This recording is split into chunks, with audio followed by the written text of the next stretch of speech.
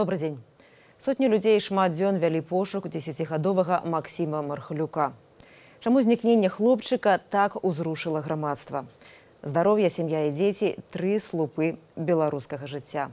Каму беларусы гатовыя дапамагаць? Гэта ў зоне свабоды мы абмяркоўваем з калегамі. У праскай студыі Дмітрый Гурневіч, на відэасувязі з Менску Валянцін Жданко. Таксама ў сённяшняй праграме. Голас народу. Калі людзі ў Беларусі больш дапамагалі тым, хто ў бядзе, за савецкім часам ці зараз? На сегодня это развито движение помощи людям. Галасы экспертаў. Сацыёлог Тацяна Вадалаская, ці схільныя беларусы дапамагаць іншым. Хутчэй за ўсё, беларусы будуць адгукацца менавіта на праблемы са здароўем, з дзецьмі, з нейкімі сямейнымі праблемамі. Кіраўнік і заснавальнік Талакаба Яўген Клішевіч. На што найбольш ахвотна ахвяруюць беларусы? Найбольш папулярнасцю карыстаюцца праекты такія беларуска-арыентаваныя. Голас свабоды. Напісанае застаецца. Бібліятэка свабоды, кнігі, якія мы прапануем. Штогод у Беларусі знікае каля 12 000 чалавек. Адныя хутка знаходзяцца, другія праз тыдні, месяцы і нават гады. Некаторыя ніколі. Людзі з'язджаюць, не жадаючы паведаміць родным. Падлеткі бягуць з дому. Нехта робіцца ахвярай злачынстваў. Людзі губляюцца ў лесе. Толькі сёлета ў лясах згубілася 36 чалавек. Чаму ж беларусаў так узрушыла знікнення Максіма Мархалюка? Яго шукалі і дзяржаўныя службы. Але і шмат валянтэраў. Некаторыя дні пашуковай каманды налічвалі да 2-3 тысяч чалавек. Чаму гэтак пільна шукалі менавіта яго? Валянцін Жданко, калі ласка. Тое, што пошукі гэтага хлопчыка набылі такія маштабы, асабіста я бачу ў гэтым плён грамадскай ініцыятывы, найперш памножанай на патэнцыял сацыяльных сетак, які вельмі узрос у апошні час, у апошнія гады. Гэтая сітуацыя вельмі адметная. Яна не магла не выклікаць водгалас у душах тысяч людзей. Уявіце сабе, што 10гадовы бездапаможны хлопчык у пушчы, уначы. Ясна, што кожная гадзіна – это пагроза для ягонага жыцця. Тыя, хто мае ўласных дзяцей, праецыруюць это на сябе, на свой лёс. Проста немагчыма заставацца раўнадушным гэтай сітуацыі. Тое, што да пошукаў далучыліся тысячы людзей, не магла праігнараваць і ўлада, і дзяржаўныя органы, якія найперш павінны гэтым займацца. Але я, так вывучыўшы гэту сітуацыю, сачыўшы за ёй, бачу, што гэта была другасная, это была рэакцыя вымушаная. Звычайна яны ўсё ж паводзяць сябе па-іншаму. Але тут не далучыцца да яе яны не маглі, бо інакш бы выглядалі абсалютна ў негатыўным святле для грамадства. Таму мяне цешыць эта сітуацыя, бо пасля яе я думаю, што па-іншаму вымушаныя будуць паводзіць сябе тыя службы, якія найперш павінны займацца пошукам. І літаральна перад гэтым выпадкам мы назіралі ўсе гэтыя дзесяткі тысяч людзей, занятыя на манеўрах. І ўвогуле вельмі часта гэтыя службы паказваюць па тэлебачанні, як яны там разбіваюць цаглінамі ўласныя ілбы, якія яны мужныя, хуткія, здаровыя. Дык вось пасля гэтага вельмі хацелася б бачыць, што яны вучацца найперш дапамагаючы ў канкрэтнай сітуацыі канкрэтным людзям, дапамагаючым у бядзе, а не праводзячы гэтыя манеўры, якія так дорага каштуюць дзяржаўнаму бюджэту. Дзіма, вось у гэтыя дні, калі мы запісваем перадачу, я паглядзела сайт Свабоды, 5 найбольш чытаных матэрыялаў, все 5 звязаныя якраз з гэтай справай, з пошукамі хлопчыка. Які ваш адказ на гэтае пытанне? Які нерв закранула ў беларускім грамадстве вось гэтая справа? Ну, тут сапраўды гэта трагедыя чалавечая. Яна, канешне, была такім велізарным маштаб, калі ўся краіна сочыць фактычна за адным чалавекам. Паколькі СМІ гэта пішуць, пра гэта паведамляюць увесь час. І гэта працуе для мяне як снежны ком, ведаеце, вось больш і больш людзі хочуць бачыць, ведаць. І і цікавасць іх узрастае з часам яшчэ больш. Яна не знікае. Часам мы нават бачым па нашых артыкулах, вось вы казалі пра тую статыстыку. Я думаю, што гэта яшчэ будзе больш расці, таму што кожны, хто мае дзяцей, нават хто не мае дзяцей, кожны, хто ўмее спачуваць, ён проста вось такая рэакцыя. І для мяне вось гэта паказала добра, што проста вось узровень спачування ў Беларусі, ён сапраўды значна лепшы, чым мы думалі. Гэта бачна не толькі па тым, як людзі там чытаюць, цікавяцца гэтым выпадкам, гэтым здарэннем, але таксама па тым, як дапамагаюць. Для мяне гэта штосьці неверагоднае, што тысячы людзей шукаюць хлопца, валантэры. Это ўпершыню ў Беларусі. Я сказаў бы, што я такога ва ўсходняй Еўропе, прынамсі, я такога не бачыў, хіба што ані разу, каб 1000 людзей адначасова шукалі аднаго чалавека. Валянцін, у меня пытанне да вас. У гэтыя дні вельмі папулярны якраз у гэтай пяцёрцы, пра якую я казала, блог Насты Захарэвіч на нашым сайце. Там пытанне, чаму Беларусь не шукала Захаранку і Ганчара, але шукае Максіма. Які ваш адказ на гэтае пытанне? Там, дзе замяшаная палітыка, рэакцыя людзей крыху іншая. Яна больш абачлівая, больш асцярожная. У нашым грамадстве вялікі патэнцыял міласэрнасці, гуманнасці. Ён заўсёды недаацэньваўся, на маю думку. І самі грамадскія арганізацыі, якія гэтым займаюцца, і дзяржаўныя арганізацыі, яны не выкарыстоўвалі гэты патэнцыял напоўніцу. Але вось, калі з'явілася такая сітуацыя і калі з'явіліся каналы для перадачы этой інфармацыі,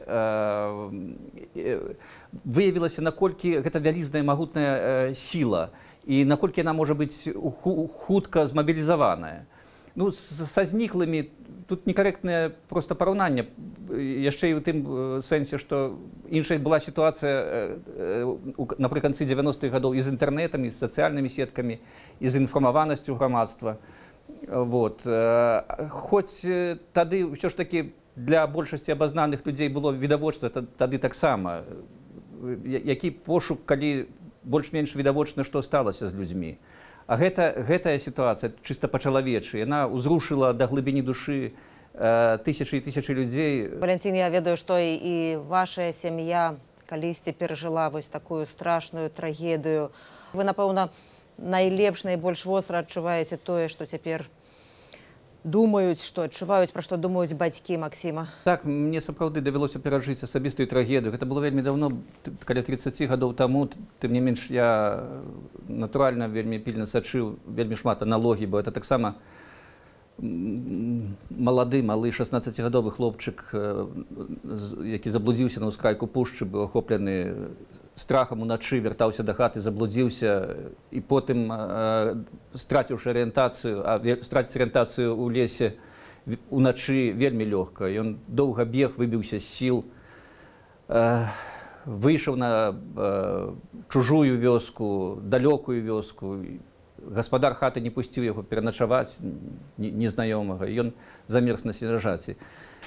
Страшная трагедыя, канешне, але як тады, так і цяпер. Першая рэакцыя была ў вёсках. Вёскі, пушчанскія вёскі, яны аднолькава рэагуюць на такія сітуацыі. Фактычна ўсе людзі у першыя ж гадзіны, калі пра гэта даведаліся, калі ён не вярнуўся рана раніцай да хаты, кінуліся на пошукі. Так заўсёды было, дарэчы. Людзі у гэтых паселішчах, суседзі, аднавяскоўцы, сваякі, не надта разлічваюць на ўладу, а кідаюцца на пошукі і дапамагаюць адзін аднаму. Гэта дапамагае выжыць у такіх мясцінах. А ўлады тады, як і цяпер зрэшты, яны не спяшаюцца рэагаваць на гэтыя сітуацыі. Яны па інерцыі чакаюць, пакуль пройдзе там першыя суткі, а ці ён куды-небудзь не заблудзіўся, ці куды не зайшоў, ці ён не ўцёк з хаты, ці ён не пасварыўся са сваякамі. Першае пытанне, якія задаюць сваякам у гэтай сітуацыі. Хаця першыя суткі крытычна важныя для выратавання жыцця дзіцяці ў гэтай сітуацыі. І трэба кідацца на пошукі адразу. Я спадзяюся, што ўсё ж такі такая рэакцыя грамадства ў гэтай сітуацыі, у гэтым выпадку канкрэтным з гэтым хлопчыкам Максімам, прывядзе да таго, што гэта будзе перагледжана, не будуць ашчаджаць на пошуках дзяцей, якія знікаюць, і пошукі будуць пачынацца неадкладна з задзейнічаннем усіх магчымых сілаў і сродкаў і людзей. Давайте поговорим в дадзеным выпадку не про дзеянне ўлады, а про рэакцыю грамадства на дзеянне ці бездзеянне ўлады. Я звярнула увагу на каментар Юліі Дарашкевіч у Фейсбуку. Я працытую. Яна выказвалася наконт каментароў у стылі «Дзяржава, якая грыміць танкамі, не змагла дапамагчы маленькаму хлопчыку». Паводле Юліі Дарашкевіч, такія абвінавачанні проста ёсць лёгкай магчымасцю пнуць дзяржаву, выкарыстоўваючы пры гэтым трагедыю. Як вы, Дмітрый, лічыце, ці трэба заўсёды вось цяпер у гэтым месцы абвінавачваць дзяржаву? От у выпадку са знікненнямі, калісьці Александр Лукашенко казаў пра тое, што калі вы шукаеце адказных за гэтае знікненне, я адказны як кіраўнік дзяржавы. Ну, у дадзеным выпадку, напэўна, улады, паколькі яны ўлады, яны адказныя. Ці ўсё ж не варта ўвязваць, бо гэта проста чалавечая трагедыя. Найменш хочу быць адвакатам уладу ў Беларусі сённяшняй, так? Але я скажу, што, конечно, спісваць любыя або ўсе праблемы на ўладу гэта, ну, як мінімум, не да месца, таму што ўсё ж такі людзі адразу пачалі шукаць. І міліцыя пра гэта ведала, выязджае, і Міністэрства па надзвычайных сітуацыях. У нас вчора быў на сайце адказ афіцыйнага прадстаўніка Міністэрства па надзвычайных сітуацыях Віталя Навіцка, які адказаў, скажем, на гэта непрыемныя, мы назвалі так, пытанні адносна пошукаў гэтага хлопца. І сапраўды, там, можна сказаць, у кожным сказе было паказана, што выязджалі, шукалі, пастаянна сочаць. Ну, вы разумееце, у краіне жыве 10 мільёнаў чалавек. Сітуацыі, такія, скажем, нештатныя або надзвычайныя здарэнні здараюцца штодзённа, кожную гадзіну. Немагчыма кінуць усю краіну на пошукі аднаго чалавека, пры тым, што там і так велізарныя сродкі як бы сфокусаваныя на гэты выпадак, як бы шмат валянтэраў, як бы дзяржава не можа знайсці, не можа шукаць, і параўнанне з нават з гэтымі вучэннямі, которые мне асабіста, скажем, не па духу, так? Ну, все-таки войска у нормальной любой краіне павінна быць войскамі. Оно павінна все-таки як-то вучыцца, быць больш прафесійным, і гэта не азначае, што тысячы жаўнераў павінны адразу кінуць у пушу, каб шукаць гэтага хлопца. Так можна сказаць, давайте тады прадавачак з крамаў туды высылаць, вучняў са школ. Ну, дзяржава так не функцыянуе. Ёсць людзі, которые за гэта адказваюць, ёсць валянтэры, грамадскія актывісты. І я бачу па гэтай сітуацыі, што просто максімум, які і нават больш, чым максімум, каб знайсці, ён быў зроблены.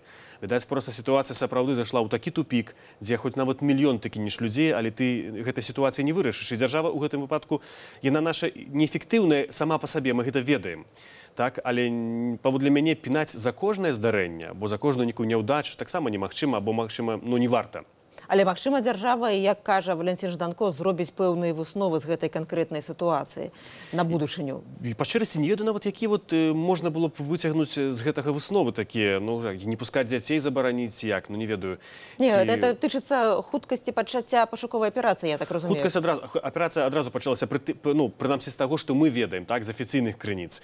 Ва ўсякім разе можна мець прэтэнзіі да таго, як яна адбываецца. Я таксама чытаў вось гэтых валянтэраў у Фейсбуку меркаванні, напрыклад, што, ну, напрыклад, не было сабак, або, напрыклад, не так казалі глядзець, не тут трэба было на дрэва, магчыма, на дрэвах хаваецца гэты хлопец, бо баіцца рэакцыі, там, ці міліцыі. Ну, гэта, скажем, ужо нашыя публіцыстычныя такія, скажем, замалёўкі, мы так думаем, што так можа быць. З іншага боку, тое ж адбывалася сярод валянтэраў, зноў жа, вот тыя з Анёл, з этой групы пошукавай, пісалі, што некаторыя прыязджалі туды, каб зрабіць селфі. Там, ведаеце, памаляваныя, прыехалі ў добрым грыме, каб пахадзіць, бо ім цікава прыняць удзел у такой аперацыі. Заўсёды будуць нейкія паталагічныя выпадкі і заўсёды будуць нармальныя. Але ўсё ж такі, мне падаецца, што дзяржава, прынамсі, тое, што яна рабіла заўсёды, яна гэта зрабіла. Калі людзі ў Беларусі больш дапамагалі тым, хто ў бядзе, за савецкім часам ці зараз? Такое пытанне задалі нашыя карэспандэнты мінакам на Менскай вуліцы. Сейчас такого, как раньше, уже нет. На моє меркаванне, раней дапамагалі, болей. Малое дзіця ідзе ў школу, ужо сядзяць бабкі на лаўках. Яны прыглядвалі за нашымі дзецьмі. Вот. В школе таксама было больш ответственности. В дзіцячым садку таксама. Я не хочу сказать, что, ну, все у нас, ну, теперь дрэнна. Нет. Просто тады было, люди больше бескорыстные были. В советские времена даже немножко больше помогали. Потому что сейчас люди от этой жизни злее, у всех проблемы, мало улыбаются. Раньше можно было выйти на улицу. Выходили, в парках сидели. Кто-то играл на гармошке, кто-то... Ну, как-то было это. А сейчас вы посмотрите, мы переходим, как в Европе. Я проработал там 17 лет.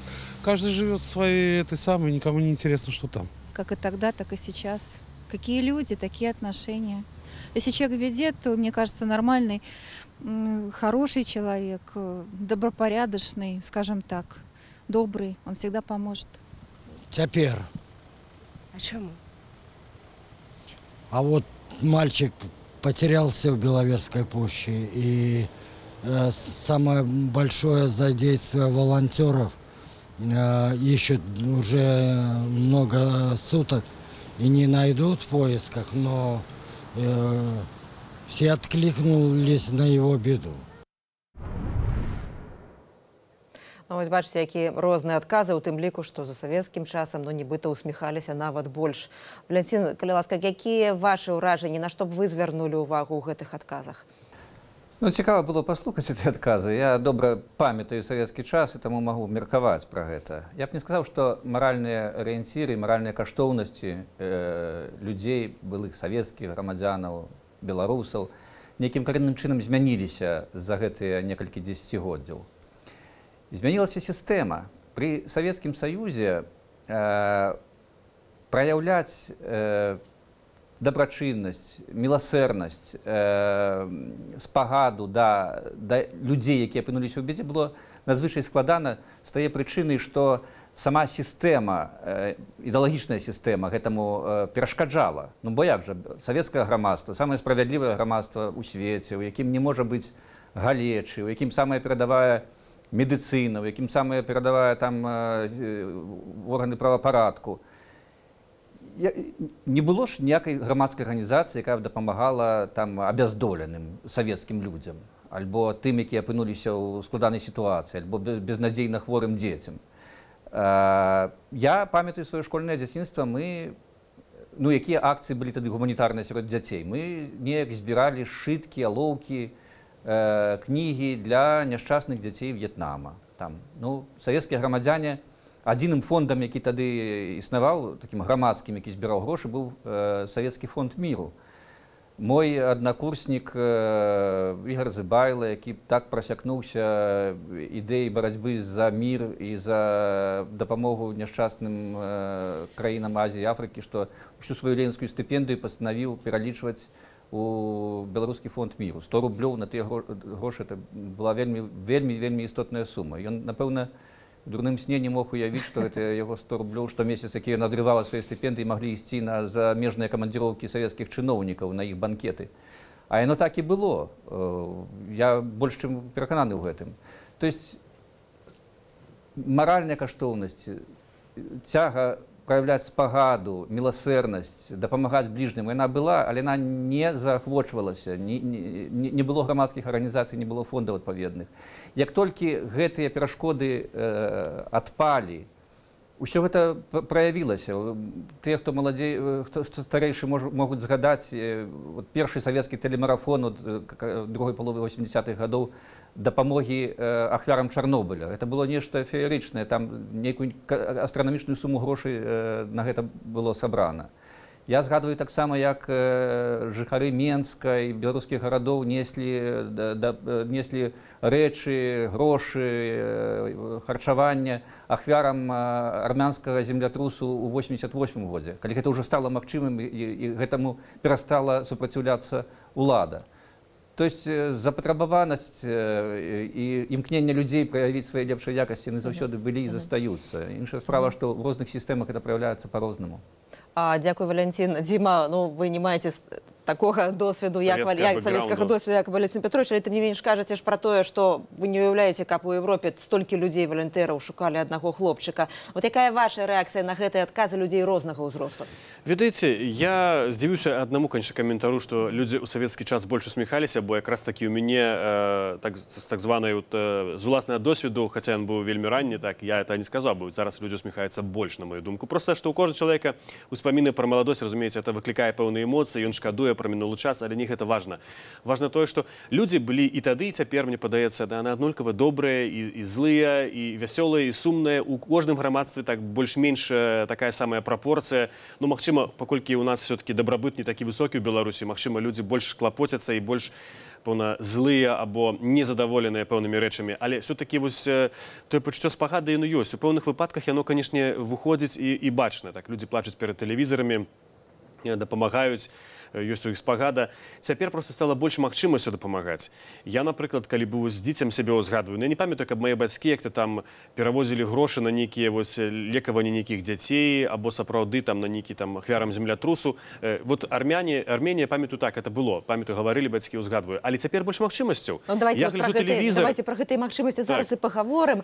Пра тое, каму і як гатовыя дапамагаць беларусы. Мы запыталіся Яўгена Клішевіча, кіраўніка і заснавальніка сайту дабрачыннай дапамогі Балакабай. По нашей статистике на нашей платформе эта активность расте.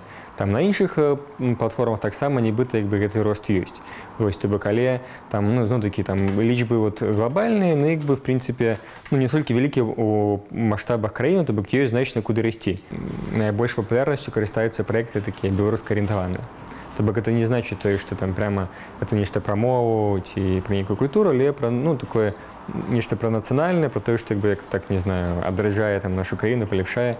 Калі казаць про тое, што в прынцыпе там прываблівае людзей, ну ці якім павінен праект быць, каб людзі зацікавіліся, то ну з аднаго боку сапраўды ён павінен быць зразумелы, то бок павінна зразумела, што чалавек робіць, чым гэта карысна в прынцыпе, чым гэта цікава як бы таму, хто падтрымае.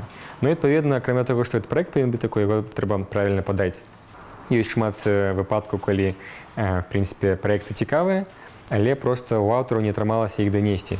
Ну, тому што як бы нават сярод там праектаў, якія прыцягваюць фінансаванне, даволі шмат, так сказаць, канкурэнцыі. Канкурэнцыя паміж сабой, канкурэнцыю там з навіннымі рэсурсамі, всякімі коцікамі, фотачкамі і так далей. І прабіцца праз гэты інфармацыйную шуму таксама пэўная такая задача. Ну, такім чынам, як вынікае са словаў экспертаў, беларусы найбольш ахвотна ахвяруюць на такі нацыянальна арыентаваныя праекты. Давайте пагаворым пра палітычна матываваныя справы, палітычна матываваныя сітуацыі, калі людзі аказаліся ў бядзе. Мы памятаем, як дапамагалі вязням плошчы 2010 году, як дапамагалі белым вязням у справе так званага белага легіёну. Ось я памятаю, газета «Народная воля», там гіганцкія штрафы былі прызначаны, людзі дапамаглі сплаціць. Грамадныя сумы Алесю Бяляцкаму, калі сядзеў у турме ягоных запазычанасцяў, якія выставляла дзяржава. І гэта все сплацілі. У выпадках, калі ёсць палітычна матываваная справа, дапамогі больш ці менш? Ці людзі, ось як Валентин казаў, людзі все ж баяцца ў такіх справах больш актыўна выказваць сваю удзячнасць, сваю дапамогу, сваю спагаду? Я думаю, што гэта працуе просто з рознымі сацыяльнымі групамі, так бы мовіць. Я узгадваю тыя сумы, которые беларусы ахвяравалі падчас рэпрэсіяў пасля 2010 году, так, пасля выбараў 2010 году. Там, я калі прыгадваю, там была больш чым сотні тысячаў даляраў. Я ўжо маўчу пра тое, колькі матэрыяльна ўтрэчаў там нейкіх цёплых або ежы прыносілі на колішнюю праву БНФ на тадыйшай вуліцы Варвашэні. Гэта просто тонны рэчаў былі. Я памятаю, што моя знаёмая Дар'я Каткоўская это каардынавала ўсё. Яна і ў машыне гэта мела, навазіла, і ў кватэры ў сябе там цэлы склад у яе быў, і людзі з рэгіёнаў это прывозілі. Это неверагодна. Просто здавалася б, што беларусы не, вось выбары там пабілі людзей, мы не будзем памагаць, каб і нас хаця не чапалі. Это так не працуе. Наадварот, у такіх выпадках пачынаецца тое пачуццё, што трэба людзям дапамагчы. Калі я не быў на плошчы, але я ведаю, што яны стаялі за слушную справу, я мушу ім памагчы. І таксама з нацыянальна арыентаванымі справамі. Людзі ведаюць, што кепская ситуация з мовай, кепская ситуация свядомасцю і ведаюць, што так, я размаўляю, скажем, па-расейску, але я разумею, што гэта неправільна. І прынамсі я магу, калі не сам размаўляць, я магу паспрыяць, ну каб ужо не я сам, каб дзеці мае, каб наступнае пакаленне мелі все-таки эту сітуацыю лепшую. Але я б сказаў бы, што не толькі палітычныя і у тым ліку сацыяльныя, вельмі шмат розных праектаў. Я ведаю, што вось, напрыклад, з дзецьмі ў браўлянах людзі збіраюць нават цэлыя ініцыятывы, якія штомесяц пэўную суму ахвяруюць канкрэтную такую фіксаваную і возяць рэчы, возяць нейкія цацкі, падарункі. Ну вось я не думаю, што раней это так шмат было, бо раней было просто менш магчымасцяў камунікацыі. Цяпер заходзіш Твиттер, Фейсбукі, ВКонтакце, Аднакласнікі, да і проста мэйлы. Прыклад, напрыклад, гераіня кнігі «Жыццё пасля раку» Святлана Бергер недавно перенесла цяжкую аперацыю. Яе дачка звярнулася праз Фейсбук да людзей, што там патрэбныя на лекі пэўная сума грошай. Падаецца, за тыдзень гэтыя грошы былі сабраныя, і я вось днямі чытала ў Фейсбуку, як яе дачка дзякуе людзям, якія дапамаглі сабраць гэтыя грошы. Апошняе таксама, я не згадаю, хіба што это была справа белага легіёну або яшчэ вось папярэдняй рэпрэсіі. Это былі десяткі тысяч даляраў. Я памятаю, што вось таксама гэта каардынаваў чалавек, які не жыве ў Беларусі, але беларус, і ён нават даваў справаздачы. І самае цікавае, найбольш ахвяравалі беларусы з замежжа. Таксама ёсць пэўнае такое пачуццё, што мяне там няма. Я не ўдзельнічаю ў гэтым, я не так, скажем, падстаўляю сваю спіну, але ў той жа час я магу ахвяраваць чымсьці іншым. Так, грашыма, я буду менш, скажем, мець пайсці там у бар кудысьці, але я ахвярую гэтыя грошы. І я ўпэўнены, што раней гэтага не было па некалькіх прычынах, бо это проста немагчыма было па факце. Так, хтосьці жыў за мяжой, хтосьці жыў у Савецкім Саюзе, толькі пасылкі людзі высылалі так сваякам там з Канады, з Амерыкі. Але все ж таки вось гэта магчымасці камунікацыі сёння, это цалкам новы якасны ўзровень. І гэта сведчыць не пра тое, што людзі цяпер дабрэйшыя, там больш пагадавыя, проста сапраўды цяпер заплаціць крэдытнай карткай гэта колькі, 20 секунд, а раней трэба было ісці на пошту, запаўняць нешта. Так што вось дзякуючы таму, што цяпер, скажем, скачок цывілізацыйны такі высокі, і мы жывем, скажем, я перакананы ў гэтым, што ў найлепшы час для гэтай планеты, самы багаты, самы шчаслівы, таму і людзі, адпаведна, маюць шмат магчымасцяў дапамагаць іншым. Ну, але тут, звычайна, у дзяржавах яшчэ і бізнес займаецца дабрачыннасцю, і у многіх краінах свету ёсць пэўныя заканадаўчыя льготы для бізнесоўцаў, якія выдаткоўваюць на дабрачыннасць. Якая сітуацыя ў Беларусі, Валентин? Так, тут специфичная ситуация. Ну, по-перше, у нас нема аж таких богатых людей, как, допустим, у краинах Заходу, у заможных краинах Заходу. И ясно, что у них там намного больше магчымасцяў. Были многие знаковые особы у буйным бізнесе, яны ганарацца гэтым, што вялізныя сумы пералічваюць на дабрачынныя мэты. Іх ведаюць праз гэта, яны дапамагаюць сотням, тысячам людзей. У нас магчымасці беларускага бізнесу абмежаваныя ў сілу таго, што ён не такі заможны, але па-першае, другое, умовы, якія ствараюцца дзяржавай. На Захадзе ў шэрагу выпадках, калі чалавек вырашыў нейкую буйную суму пералічыць на дабрачыннасць, гэтая сума як бы выпадае з падаткаабкладання, альбо падаткі ён плоціць намнога меншыя, і знаходзяцца многія з бізнесоўцаў, якіх і гэтая прычына, гэты матыў на першым плане, і ў гэтым нічога заганнага няма. У Беларусі сітуацыя зусім іншая. Мы ведаем, якімі складанасцямі яшчэ на пачатку прэзідэнцтва Александра Лукашэнкі было абстаўлена атрыманне гуманітарнай дапамогі. Па-першае, па-другое, ніякіх падатковых ільгот беларускія бізнесоўцы пры гэтым, наколькі я ведаю, не атрымліваюць. Больш таго, яны рызыкуюць пры гэтым, бо ахвяруючы нейкія вялікія сумы, яны не без падстаў апасаюцца, што гэтым прыцягнуць увагу кантрольных органаў. Бо, ну як жа, падазрона, калі чалавек без дай прычыны аддае грошы іншым, то значыць, альбо гэта грошай дужа шмат, а іншае ці не дапамагае ён такім чынам апазіцыі. І гэта таксама пытанне вельмі часта задае ўлада. Гэта не значыць, што беларускія бізнесоўцы не дапамагаюць і не ўдзельнічаюць у розных дабрачынных праектах. Я ведаю, што многія з іх, ну, можа, не многія, а некаторыя, што яны дапамагаюць на умовах ананімнасці, дапамагаюць сем'ям, якія трапілі ў складанае становішча, дапамагаюць сем'ям, якіх цяжка хворыя дзеці, і дапамагаюць у розных іншых праектах, не толькі гуманітарных, але гэтаксама і дапамагаюць і недзяржаўнай прэсе гэткім самым чынам. Здароўе, сям'я і дзеці – самыя важныя каштоўнасці для беларусаў. Гэта вынікае з даследавання, зробленага Інстытутам сацыялогіі Акадэміі навук Беларусі. Сярод найважнейшых каштоўнасцяў таксама называюцца каханне, матэрыяльнае забяспечанае жыццё, сяброўства, душэўны спакой. На ўнізе спісу прыярытэтаў беларусаў абавязкі перад радзімай, грамадскае прызнанне і творчасць. Давайте паслухаем, як адказваюць на пытанне аб самых важных каштоўнасцях свайго грамадства мінакі на менскіх вуліцах. Самае галоўнае ў жыцці – гэта моя сям'я. А хто гэта ваша сям'я? Гэта моя сям'я, гэта дзеці, гэта жонка, гэта бацькі. Моя любимая жена, ребенок, мать, теща. А калі б у вас была магчымасць нешта на другое месца пасля сям'і паставіць, што гэта магло бы быць? Благосостояние, возможно. Ну, это мои родители, мой сын, моя жонка. Мой батька, моя мать, моя бабушка, дедушка и сестра. Здоровье родных. Ну, вось. Вось самое дорогое, что у нас есть. Сын, да, Севастьян. Сева. Вось гэта самое дорогое. А калі б у вас была магчымасць на другое месца штосьці паставіць, што б вы паставілі? Ну, напэўна, сям'ю. Сям'я на другім, ну, сям'я гэта і ёсць, вось гэты хлопчык. Ну, увогуле, сям'я. Гэта маці, гэта бацькі, гэта сёстры, браты, тёці наши. Семья, здоровье. А еще? Не знаю. Наверное, все.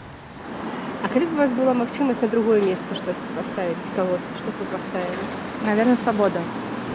Здоровье. Семейное благополучие и здоровье. А еще? Ну, мир на земле, чтобы было все хорошо, чтобы всем людям было хорошо, и доброта, чтобы присутствовала у каждого человека. Ну, для меня, я думаю, что это самое главное – здоровье, мир и добробыт.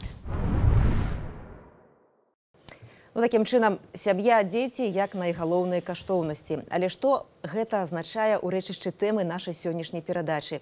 Маё здароўе, мая сям'я – гэта галоўнае, іншыя мяне не цікавяць. Альбо такія каштоўнасці спараджаюць жаданне дапамагаць тым, хто гэтак жа клапоціцца пра сваю сям'ю, тым жа бацькам Максіма Мархалюка. Такое пытанне мы задалі сацыёлагу Тацяне Вадаласкай. Людзі вызначаюць тое, што для іх важна, але з іншага боку, у прынцыпе, вось гэтая эмпатыя, салідарнасць, там, гатоўнасць да ахвяравання, яна палягае на пэўных рэчах. Там. Якраз адна з такіх рэчаў – гэта каштоўнасці, якія людзі падзяляюць, і яны могуць зразумець іншага чалавека, у якога нейкія праблемы ў гэтым сэнсе. І можна сказаць, што сапраўды, вось калі такі рэйтынг каштоўнасцяў, то хутчэй за ўсё беларусы будуць адгукацца менавіта на праблемы са здароўем, з дзецьмі, з нейкімі сямейнымі праблемамі. Мне падаецца, што гэта, ў прынцыпе, пацверджваецца тым, што мы бачым у кампаніях, напрыклад, ці краудфандынгавых, ці проста сацыяльных праектаў, бо хутчэй за ўсё людзі сапраўды адгукаюцца на тое, што для іх саміх зразумела, важна, і яны гатовы да эмпатыі, але колькасна ацаніць, сказаць, што гэта ўзрастае ці зніжаецца па гэтых даследаваннях фактычна немагчыма. Нельга быць беларусам, жыць у Празе і не выдаваць кнігі. Так мы фармулюем спадчыну Францыска Скарыны праз 500 гадоў пасля яго подзвігу. Напісанае застаецца. Бібліятэка свабоды працягвае расці. Кніга «Васіль Быкаў на свабодзе».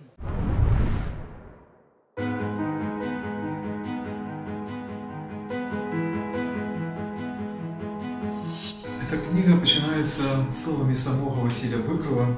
Над вечорком кожного дня я включаю приймач, шукаю свободу. То сталося звичаєм і потребою душі. Белорусы здесь чувствуют.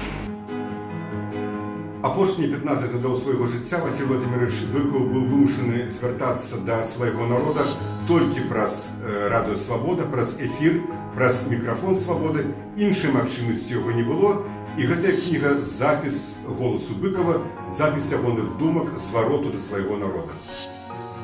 Толькі свабода, у тым ліку і свабода выбару можа даць незалежнасць, а незалежнасць забяспечыць свабоду. Мова такая размоўная, яна адрозніваецца ад мовы пісьмовай. І бачна, дзе Быкаў піша, а дзе Быкаў гаворыць. Гэта розныя стылі, але ў гэтых розных стылях застаецца адно галоўнае. Гэта шчырасць Быкова, гэта ягоная філасофія, гэта быкаўская праўда. Просто каб да гэтага дакрануцца і пачуць словы Быкова, а эта кніга менавіта унікальная тым, што тут не пра Быкова, а Быкаў сам гаворыць. Ягоныя словы, то, што з яго выйшла. Варта адкрыць эту кнігу, каб ніколі ўжо яе не закрываць.